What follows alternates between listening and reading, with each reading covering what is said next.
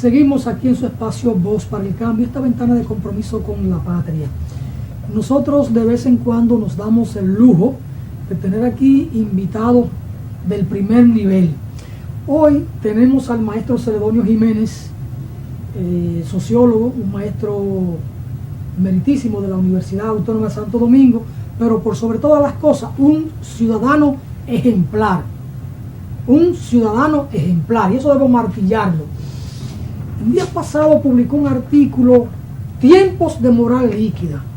A nosotros el artículo no nos sorprendió, pero nos caló hondo e hicimos un comentario improvisando. A veces la poesía permite muchas cosas en el uso del lenguaje. Hicimos un comentario amplio sobre el artículo porque realmente es un artículo que toca la médula de la sociedad dominicana de estos tiempos y sobre todo la médula de la crisis. No nos sorprendió porque ya conocíamos un trabajo del maestro Celedonio, un libro, Ética, Crisis Social y Educación en Valores, publicado hace un tiempo, porque la foto que tiene todavía conservaba la juventud de los 38 años. Mírese ahí, maestro, Sí. Esa foto cuando uno la ve, a uno lo dice, carajo, pero el tiempo pasa. El tiempo, bueno. Maestro, entonces, este artículo que usted publicó, y este libro, por supuesto, Tiempos de moral líquida, fue un artículo muy bien recibido en la sociedad dominicana, por supuesto. Todo lo que viene de usted, este es el artículo de hoy sobre barbarie y civilización, barbarie y sociedad. Y barbarie. Un artículo que pone ahí el dedo en la llaga. Hablemos de tiempos de moral líquida. Cómo no. Ante todo, saludarte y expresarte que me siento muy contento con estar siempre en este conversatorio contigo y el público, televidente. Bueno, en efecto, este artículo toma como referencia un planteo que ha venido, que hizo, porque ya falleció, un eminente sociólogo polaco, Zygmunt Bauman, que produjo una cantidad de reflexiones, de investigaciones, de artículos, de entrevistas sobre una gran variedad de temas vinculados a la problemática de la modernidad y de la posmodernidad. Respecto a la posmodernidad, o lo que algunos llaman la modernidad tardía, él ha hecho una comparación entre la sociedad moderna y la posmoderna, y uno de los aspectos que enfocó fue el aspecto ético, el aspecto relativo a la moral. Él plantea que en la sociedad posmoderna se da una moral, una ética de carácter muy lapso, habla de un carácter líquido, y se está refiriendo a que en la sociedad posmoderna la conducta, la práctica, el comportamiento, las posturas que asumen las personas reflejan una moral líquida. Y cuando él usa el concepto de líquido, se está refiriendo a que lo líquido es algo informe, es algo que toma la forma del recipiente que lo contiene. No es el líquido no es un componente con una forma definida. Pues eso mismo él lo refiere a otros aspectos de la vida, y en este caso yo lo he adaptado al aspecto de la moral, en cuanto a que muchas personas, altos dirigentes políticos, altos dirigentes del Estado, altas figuras de la sociedad, pero también en general la sociedad en su conjunto adopta una moral líquida, una moral informe, que se desparrama, decía, que no tiene una consistencia, sino que se caracteriza por una gran volatilidad, por una gran veleidad. Y ponía como ejemplo, en el artículo a que hace referencia, a el caso de una serie de figuras políticas, funcionarios del Estado Dominicano, que algunos de ellos han planteado su candidatura a la presidencia de la República. Específicamente puedo observar que hay dentro de los anteriores inculpados en el caso de Odebrecht, hay 2 candidatos a la presidencia de la República o aspirantes a ser candidatos a la presidencia de la República por el Partido de la Liberación Dominicana. Específicamente personas que han sido, repito, inculpados en el caso de Odebrecht. Claro, por manejos políticos fueron sacados del expediente.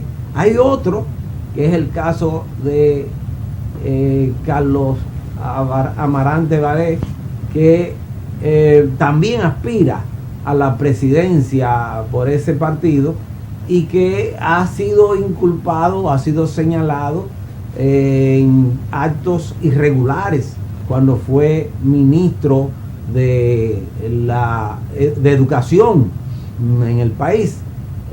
Entonces uno observa cómo personas que están en esa situación son apoyados por una cantidad de personas como candidatos a la presidencia de la República. Y esto nos habla claramente de la tremenda crisis en términos éticos que hay en nuestra sociedad. Primero, que estas personas no tengan la prudencia, la inteligencia de entender que no deben lanzarse como candidato a la presidencia luego de un precedente tan reciente y tan lamentable. Y que, segundo, haya una multitud de personas que apoyan esas pretensiones. Esto nos habla de una gran crisis ética en la sociedad dominicana. Y justamente eso es lo que yo he estado planteando en este texto que tú has señalado, ética, crisis social y educación en valores. Yo justamente analizo la gran crisis ética que hay en la sociedad dominicana. Crisis que tiene una serie de manifestaciones, por ejemplo, una ambigüedad, la gente no tiene bien claro, ha perdido el horizonte sobre lo que es una conducta adecuada, correcta, ética y lo que no lo es. E inclusive siempre pongo como ejemplo que en el pasado muchos padres asumían posturas bien agresivas con los hijos que tenían actitudes, comportamientos veleidosos en el orden ético.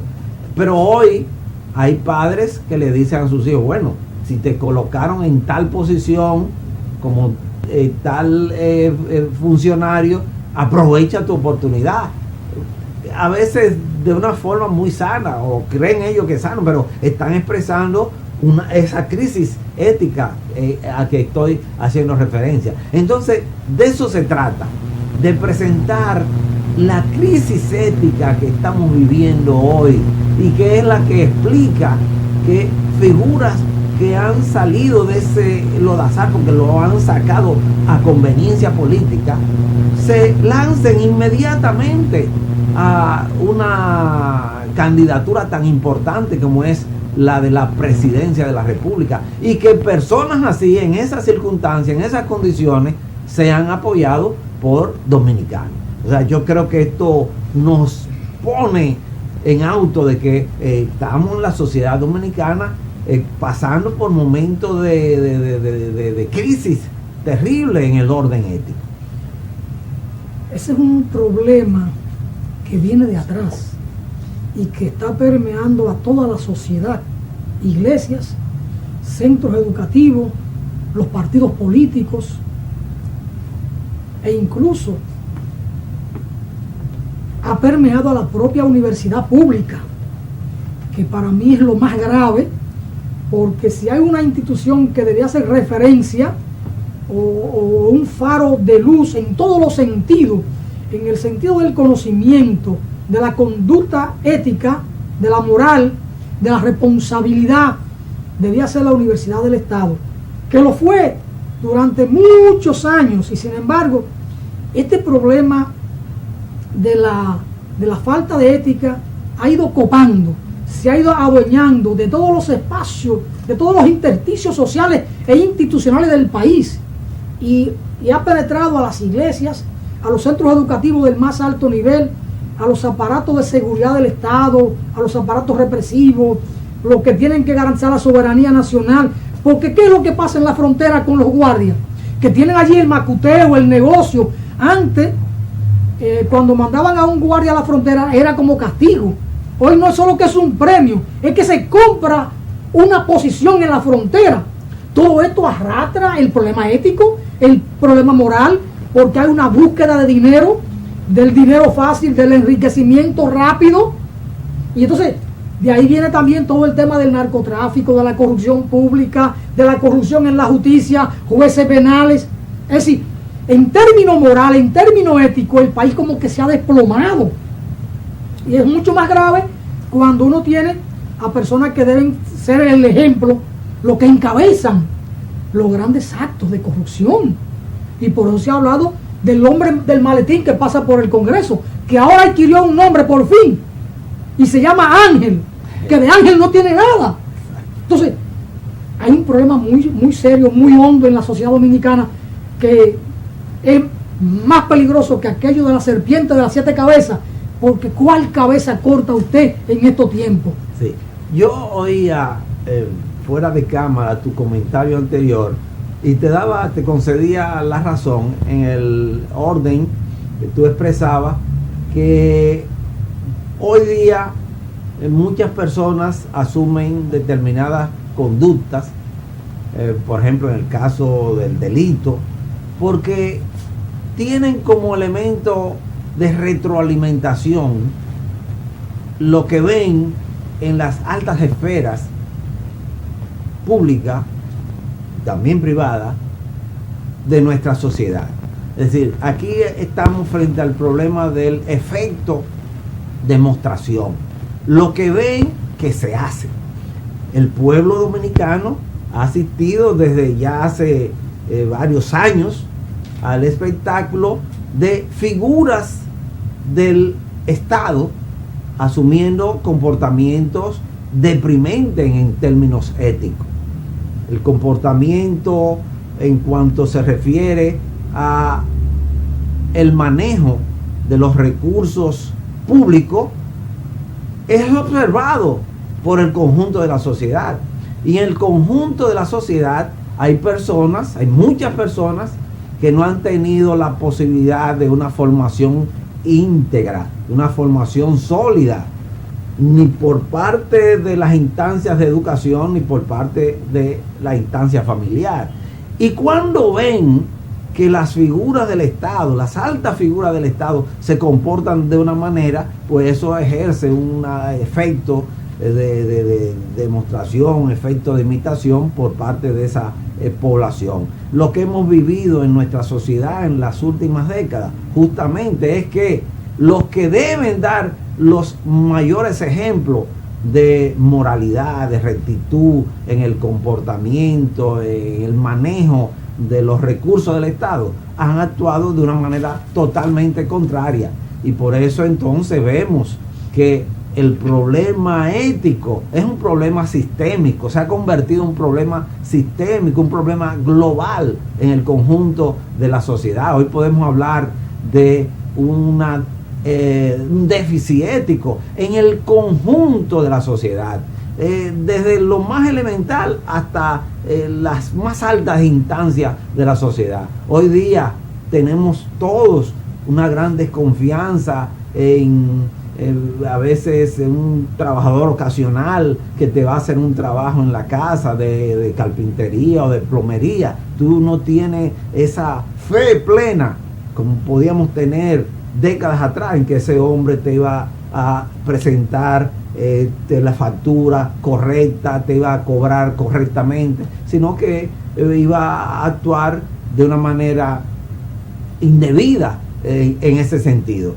Pero esa misma desconfianza que tenemos del hombre de a pie, porque yo insisto, es un problema global, un problema general, lo tenemos con respecto a nuestros altos funcionarios, y hay toda la razón para tener esa desconfianza, porque nos ponemos a revisar qué es lo que ha pasado en ese orden, y obviamente que encuentra plena base esa suspicacia, esa falta de fe, esa no credibilidad en nuestros hombres públicos. Entonces, el problema es bien grave, y más grave aún cuando uno observa que no se está actuando de un modo para ir contrarrestando esa situación. Todo lo contrario, lo que observamos a diario es un incremento, es una manipulación, es un comportamiento que deja mucho que desear en el orden ético. Entonces yo creo que es mucha base la que se tiene en el sentido de preocuparse por lo que está pasando en la sociedad dominicana en la actualidad. Es doloroso tener que admitir todo esto que ocurre crudamente en la sociedad dominicana. Uno lleva a un trabajador a la casa y uno, mientras está trabajando al interior de la casa, uno no le pierde ni pie ni pisada, porque uno no sabe lo que puede ocurrir, porque no hay confianza.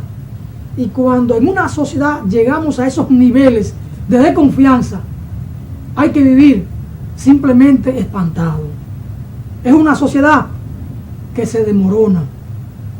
Porque no es solo que el trabajador ocasional, el plomero, o el chiripero, o el electricista, o el que trabaja refrigeración, te puede cobrar lo que no es. O una pieza que cuesta 100 pesos, facturártela en 400, en 500 pesos. Y va sumando y acumulando hasta que te da el golpe, en términos económicos. Sino que además, dentro de la casa, uno no le tiene confianza. Sobre todo cuando simplemente lo recomendaron. Entonces uno vive mosca, uno vive chivo con el trabajador. Y así no se puede vivir. Por eso incluso uno vive enfermo del corazón, o los infartos, o la presión alta, porque se vive en una sociedad así, con una alta tensión. Pero eso, insisto que es un problema global, porque estamos mencionando este caso de un trabajador sencillo, pero es algo que podemos hacerlo extensivo más ampliamente. Por ejemplo, el caso de los militares. Ya ha sido informado, el anterior fiscal del distrito, Jenny Berenice, informaba de una manera muy responsable que un alto porcentaje de los hechos de delincuencia, de delitos que se producen en nuestra sociedad, encuentra que en ellos ha involucrado algún policía o algún alistado militar. Pero ¿qué ocurre? Que esos policías, esos simples policías o alistados militares, ven lo que hacen algunos, a veces en proporciones importantes, algunos de sus jefes policiales y militares, muchos de los cuales exhiben condiciones de vida que uno se pregunta, y ellos mismos se preguntan, y ellos mismos se responden: ¿cómo es posible que un coronel con sueldo que se conocen son precarios en nuestra sociedad, un general que también tienen sueldos precarios en nuestra sociedad, exhiben condiciones de vida, viviendas residenciales, propietarios de cantidad de apartamentos, propietarios de vastas extensiones de tierra, y otras manifestaciones que no voy a enumerar? Ellos se preguntan cómo eso es posible, y ellos se responden, porque nadie es bobo en este país. Ellos se responden y saben. Entonces, ¿a qué lo conduce esa observación? Lo conduce a decir: bueno, pero si esto es mi jefe, si este es mi director inmediato, ¿qué voy yo a hacer? Que soy un infeliz. Y entonces comienzan esa práctica deleznable que hemos estado condenando. Entonces es un problema serio que tenemos en esta sociedad, porque es desde arriba que se están transmitiendo comportamientos inapropiados, y eso lo observa el hombre de abajo, el hombre de la calle, el hombre de a pie. Entonces es un problema de retroalimentación que hay que enfrentar, porque tal como tú señalabas, no hay posibilidad de desarrollo social en esas condiciones. En las condiciones en que el progreso está fundamentado en comportamientos donde la triquiñuela, el engaño, la cultura del engaño es la que se impone, una sociedad que pueda avanzar. Es una sociedad donde tenemos desconfianza en las relaciones interpersonales e intergrupales. No es una sociedad que pueda avanzar. Por eso yo siempre proclamo la urgente necesidad de que el problema ético, que el problema de los valores sea asumido de una manera responsable en nuestra sociedad. E insisto, asumirlo de una manera responsable no es solamente que desde las distintas instancias familiar, escolar, universitaria, se transmitan valores, sino de que los valores sean modelados desde el hogar, desde las instituciones, desde el Estado, porque los valores efectivamente son asumidos no por lo que se diga, sino fundamentalmente por lo que se haga. La mejor forma de decir es hacer, decía el apóstol cubano José Martí. Para esto surgió, y por eso se mantiene Voz para el Cambio, para expresarle al país estos temas con la crudeza y con la responsabilidad académica, social e intelectual necesaria. Vamos a una pausa y retornamos con el mismo tema con el maestro Celedonio Jiménez. Vamos arriba, señor director.